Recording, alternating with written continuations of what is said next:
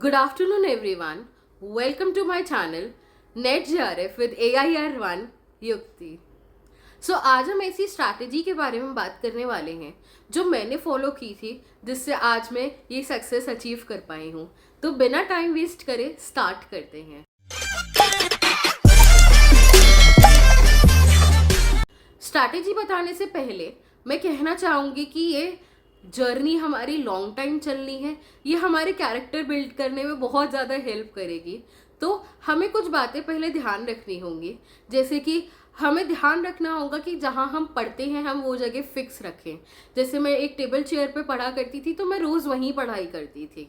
दूसरी चीज़, हमें अपना टाइम आइडेंटिफाई करना होगा. जैसे मुझे रात का टाइम ज़्यादा सूट करता था पढ़ने के लिए, तो मैं रात को पढ़ाई ज़्यादा करती थी, क्योंकि हमें टाइम देना है बट प्रोडक्टिव टाइम देना है.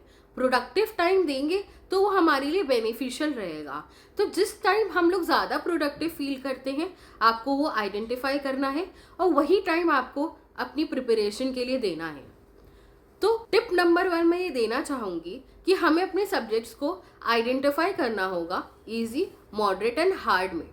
ईजी, मॉडरेट एंड हार्ड में जब मैंने ये करना स्टार्ट किया था, जैसे ही मैंने ये जर्नी स्टार्ट करी, पहले फर्स्ट मंथ मैंने आइडेंटिफाई किया कि कैसे करना है, मुझे कहाँ से सूट करता है, कौन सा मटेरियल मुझे रेफ़र करना है.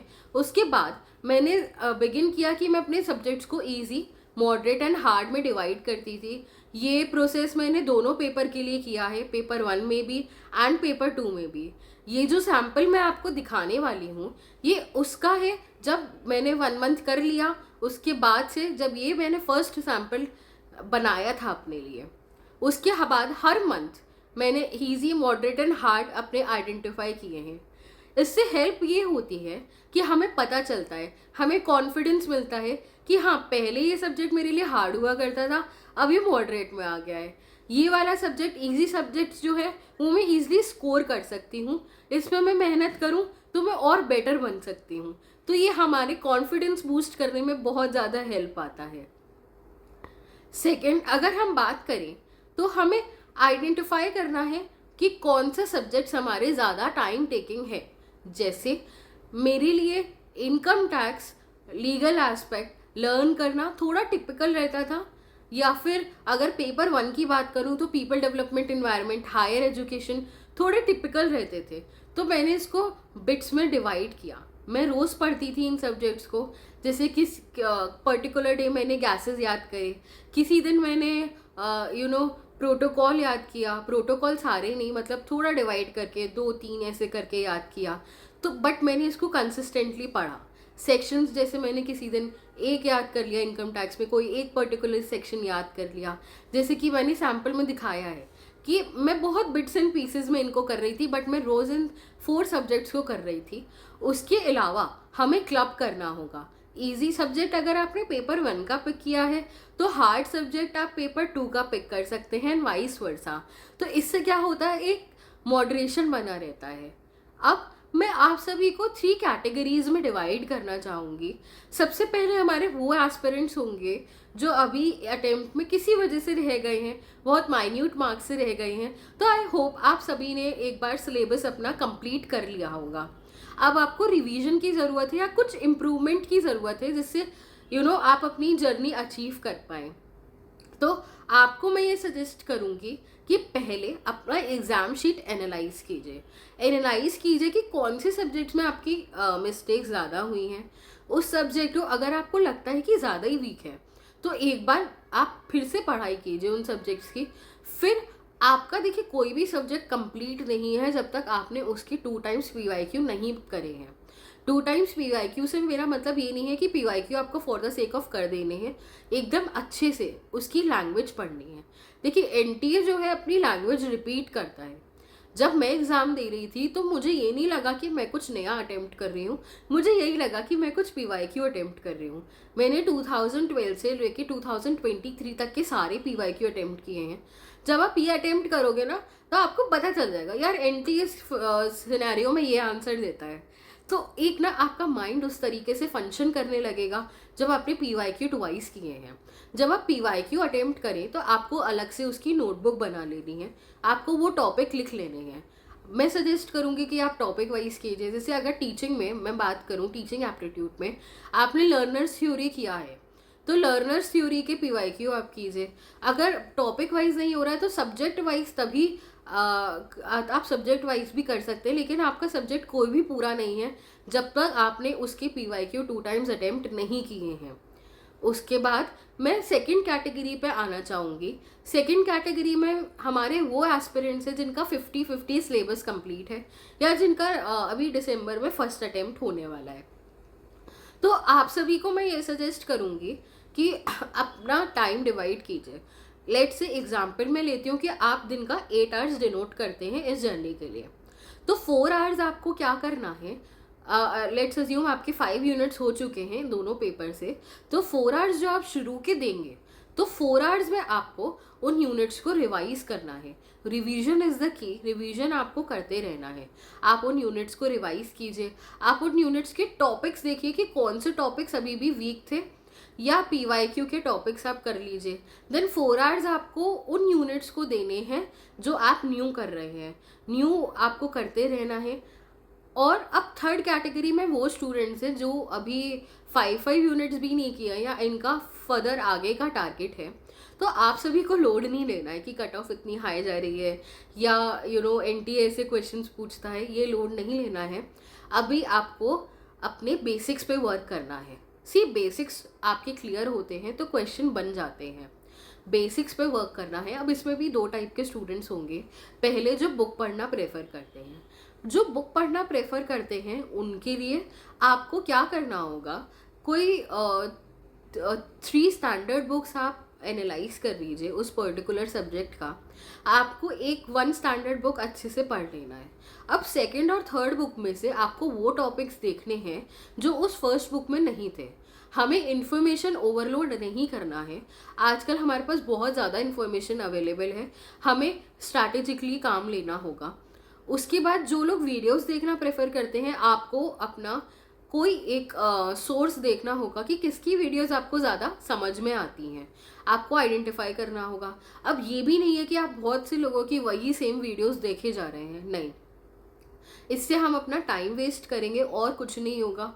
क्योंकि देखिए, अगर मैं फॉर एग्जांपल फाइनेंस की बात करूं तो capital budgeting, meaning, advantage, demerits, ये सब सेम रहते हैं। हमें ये आइडेंटिफाई करना है कि नया टॉपिक क्या है, ठीक है। तो उसके लिए सबसे बेस्ट यही है कि आप अपना पहले बेसिक वीडियो पूरा समझ लीजिए, देन टॉपिक करिए कैपिटल बजटिंग का कि एनटीए आजकल क्या पूछ रहा है, आपको वहाँ से टॉपिक 100% मिल जाएगा, फिर आप उसको पढ़िए। नेक्स्ट स्ट्रैटेजी की अगर मैं बात करूँ तो अपने नोट्स जो हैं आपको प्रिसाइज फॉर्म में बनाने हैं। ऐसा नहीं करना कि पूरा ही आप लिख दे रहे हैं। मैं जो नोट्स बनाती थी वो फ्लो चार्ट के फॉर्म में होते थे, फ्लो चार्ट के फॉर्म में या शॉर्ट वर्ड्स। मैंने कभी भी सेंटेंसेस पूरे पूरे नहीं लिखे हैं। देखिए, अपने हैंड रिटन नोट्स बनाना बहुत ज़्यादा इंपॉर्टेंट हो जाता है। कुछ सब्जेक्ट्स की मैं बात करना चाहूँगी, जैसे इनकम टैक्स है। इनकम टैक्स कॉमर्स में बहुत ज़्यादा वाइड सब्जेक्ट है, मुझे पर्टिकुलरली इसमें मुश्किल आती थी। तो मैंने क्या किया, मैंने इनकम टैक्स 3 टाइम्स पढ़ी है। फर्स्ट टाइम मैंने जो नोट्स बनाए वो थोड़े से डिटेल ज़्यादा थे क्योंकि मुझे लगता था और ज़्यादा याद करने की ज़रूरत है। सेकंड टाइम जब मैंने इनकम टैक्स के नोट्स बनाए तो वो थोड़े प्रिसाइज हुए। थर्ड टाइम जो नोट्स बने थे वो 24.5 पेज के थे, वही मैंने रिवाइज किया है फाइनल एग्ज़ाम देने से पहले। सी नोट्स क्यों ज़रूरी हैं? नोट्स इसलिए ज़रूरी है, जब एग्ज़ाम नियर आ रहा होता है तो ऑलरेडी हम बहुत पैनिक सिचुएशन में होते हैं, ऐसा लगता है कि सब कुछ भूल गए यार, कुछ भी नहीं आता। तो उस सिचुएशन में क्या होता है, जो आपकी 3 नोट्स बुक बननी चाहिए, एक पेपर 1 की, एक पेपर 2 की और एक आपके पीवाईक्यूज़ की, जो कंसेप्ट आपको नहीं आते थे। तो आप जब आपके फॉर एग्जाम्पल मेरे पास इनकम टैक्स 24.5 पेजेस में था, तो जब एग्ज़ाम के 2 दिन पहले मैंने वही 24.5 पेजेस एंड पीवाईक्यू, जो कंसेप्ट्स मुझे उस टाइम डिफ़िकल्ट लगे थे, मैंने वही अटेम्प्ट किए थे, मैंने वही रीड किया था। मैंने अपना स्टडी मटेरियल नहीं खोला। लास्ट टाइम पे अगर आप बुक्स खोलेंगे तो आप पैनिक में चले जाएंगे और ज़्यादा आपको लगेगा कि मुझे कुछ भी नहीं आता है। तो इसलिए आपको ये काम तो बिल्कुल भी नहीं करना है। इसलिए नोट्स हमारे लिए बहुत ज़्यादा इंपॉर्टेंट है। फोर्थ, अगर हम बात करें रिवीजन स्ट्रैटेजी के बारे में, revision is must, revision is the key for this journey. मेरा ये स्ट्रैटेजी था, मैं 1 वीक का अपना शेड्यूल बनाती थी। अब 1 वीक में ऐसा कभी कभी होता था कि मेरा ना पर्टिकुलर डे का, जैसे मंडे का टारगेट मीट नहीं हो पाया, तो मैं क्या करती थी, मैं लोड नहीं लेती थी, मैं संडे वाले दिन पहले जो मेरा बैकलॉग है वो पूरा करती थी। अगर मंडे का मेरा बैकलॉग है तो मैं ट्यूसडे अफेक्ट नहीं करती थी, मैं लिख लेती थी कि हाँ मेरा ये इतना रह गया है, संडे को मैं उसे कंप्लीट करती थी। मंडे टू सैटरडे मैंने जो भी पढ़ा है वो संडे को मैं एक बार रिवाइज करती थी, देखती थी कि क्या हाँ मैं सस्टेन कर पा रही हूँ कि नहीं।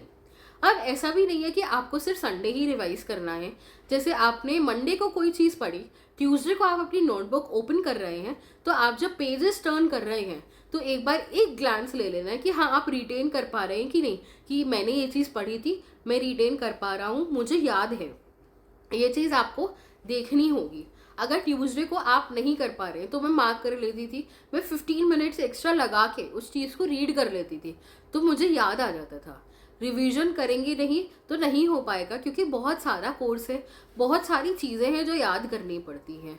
Then next I would say कि हमें अपना मेंटल हेल्थ का ध्यान रखना होगा, हमें अपने आप से अकाउंटेबिलिटी अपनी जनरेट करनी होगी। जब रोज़ रात को हम सोएं, हम अपने लिए खुद अकाउंटेबल हैं कि हमें ये चीज़ अचीव करनी है, हमें करके रहेंगे। ये हमें खुद से आइडेंटिफाई करना होगा, हमें और कोई नहीं आएगा यहाँ बचाने के लिए, कोई भी हमसे नहीं कहेगा कि करो। हमें अपने आप से जब अपना कंसाइज जगाना होगा, हम जब रोज़ रात को सोएं, हम एनालाइज करें कि हमने आज जो भी किया क्या वो अच्छा था, नहीं था तो इट्स ओके, नेक्स्ट डे को बेटर करने की कोशिश कीजिए। इस प्रोसेस में अपनी मेंटल हेल्थ का ध्यान रखना बहुत ज़्यादा ज़रूरी है। ये लोड से नहीं पढ़ना है कि मेरा तो एग्ज़ाम कभी नहीं होगा, मैं कर ही नहीं सकता या कर सकती, मैं इस एग्ज़ाम के लिए बना नहीं हूँ या बनी नहीं हूँ। नहीं, जब मैं कर सकती हूँ तो ट्रस्ट मी आप भी कर सकते हैं। हमें कॉन्फिडेंस लाना है कि मैं JRF करके रहूँगा या मैं JRF करके रहूँगी, तब हम एक स्टेप और क्लोज हो जाते हैं। हमें सेल्फ कॉन्फिडेंस रखना होगा, अपने पेरेंट्स से या अपने फ्रेंड्स से क्लोज रहें। ऐसा भी नहीं है पूरे टाइम पढ़ाई करें, बात करनी ज़रूरी है, शेयर करना ज़रूरी है। With this note I hope कि ये वीडियो थोड़ी हेल्पफुल रही होगी, और मैं ये भी कहना चाहूँगी कि मैं आप सभी के लिए वो टॉपिक्स जो मैंने पढ़े, जो इम्पॉर्टेंट है, बेसिक तो हम सब कर लेते हैं, बट कुछ टॉपिक्स ऐसे रहते हैं जो हम नहीं कर पाते हैं, या जो NTA हमें ट्रिक कर देता है। ऐसे टॉपिक्स रिपीट होते हैं, हम सब जानते हैं वही टॉपिक्स हैं, बट उससे रिलेटेड क्वेश्चंस, उस टॉपिक को कैसे अप्रोच करना है, या क्या मिस हो रहा है, उन सब से रिलेटेड मैं रोज़ एक वीडियो लाऊंगी, बोथ पेपर 1 एंड पेपर 2 का, जिससे आपको हेल्प मिलेगा उन टॉपिक्स को कवर करने के लिए जो एनी हाउ हम कर भी रहे हैं लेकिन उसके क्वेश्चंस नहीं बन रहे हैं। So on this note I hope आपको ये वीडियो पसंद आएगा। Do follow me on my Telegram and YouTube channel. Thank you so much.